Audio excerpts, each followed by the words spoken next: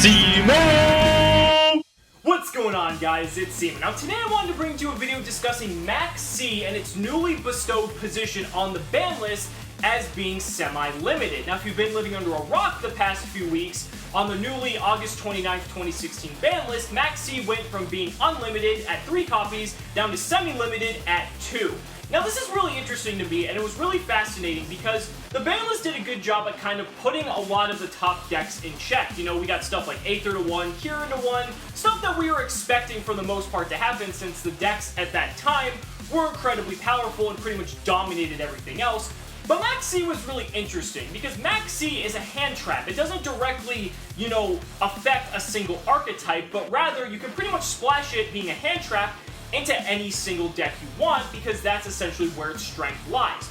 Now, Maxx being semi-limited is really interesting for a couple different reasons, and it creates this really interesting paradigm. In the format before the August 29th ban list, pretty much everyone was running triple Maxx one way or another. A lot of people were kind of playing it in the main deck, some people were siding it, or some people were main decking 2 copies, side decking the 3rd, because it was really interesting from the perspective of Monarchs existing in the meta, and Maxx was utterly awful against Monarchs, even extra deck Monarchs that did a lot of special summoning.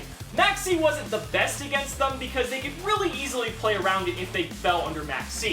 But a lot of people loved playing Maxx because decks like Burning Abyss Phantom Knight, Pendulum, and all these other decks, Maxx just literally shits on them, like completely. And so people wanted to have Maxx for that reason, because they didn't want to basically go under double or triple Beatrice, or be locked down by an incredibly powerful Pendulum board, which is really easy for them to make, to be completely honest. So, now we have it at 2. Now what does this mean? If you've been looking at any of the top decks recently that have been topping any of the latest regionals or anything like that, I just did a discussion on the state of the format, kind of going over that. Pretty much as long as the deck you're running is not a stun deck or an incredibly heavy combo deck, pretty much every single build that's not one of those two is running the 2 Maxx in the main board.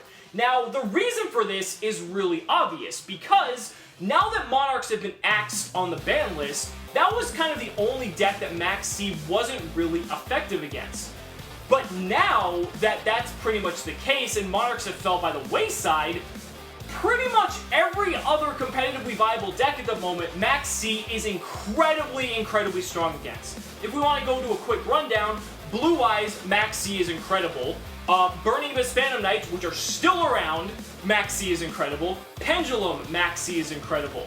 Water, Maxx is incredible. Like, I could just keep going down and down the list, but there's so many different decks that rely on intense amounts of special summoning that Maxx just completely cripples it. And so if you're not playing a stun deck or a super heavy combo-based deck, there's really no reason for you not to run 2 Maxx in your main board, because now that it's at 2, you don't really have to worry about drawing it too much, but if you do draw it, chances are you're going to be having it in a matchup that's really strong.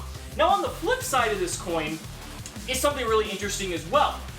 A lot of these really heavy combo-based decks, like Water, like Dark Synchro, or anything that really abuses Psyframe Lord Omega, even PK Fire to an extent, they only have to worry about having 2 Maxx to deal with, and the chances of their opponent opening that Maxx drop significantly. I believe the math behind it, the probability of opening 1 of 3 copies of Maxx was about 30%, and only opening 1 of 2 Maxx is about 22%. So it's an 8% decrease, and while that may not seem like a lot, when you're playing a deck like Dark Synchro or like Water that heavily relies on special summoning, and basically Maxx is the only thing you fear, 8% makes a big fucking difference, especially if you're Water going second and you're basically about to just shit on them and OTK them, or if you're going first playing Dark Synchro and you want to just hand loop the living fuck out of them.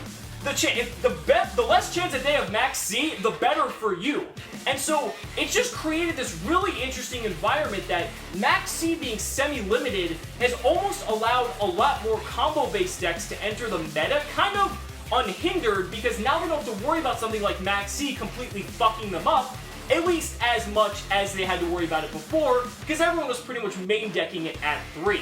Now that it's at 2, sure, there's still a chance that their opponent might open it, but it's much significantly lower than it was previously. And so I think, kind of going back to my argument in my State of the Format video about the format just being split wide open, I think Maxx C being semi-limited has pretty much attributed to the ability for the format to kind of open up a little bit more, because now a lot of decks aren't hindered by something as powerful as Maxx C. But these are just my thoughts. I mean, there could be a whole argument and a whole discussion that we can have in the comment section below on Maxx C being semi-limited. So let me know down in the comments what you guys think about Maxx C being semi-limited. Are you happy with the change? Do you wish it was still at 3? And tell me what your other thoughts are as well. I'd really love to hear them. So thank you guys so much for watching the video. Be sure to like, comment, and subscribe. We'll see you next time. Cimoooooooo!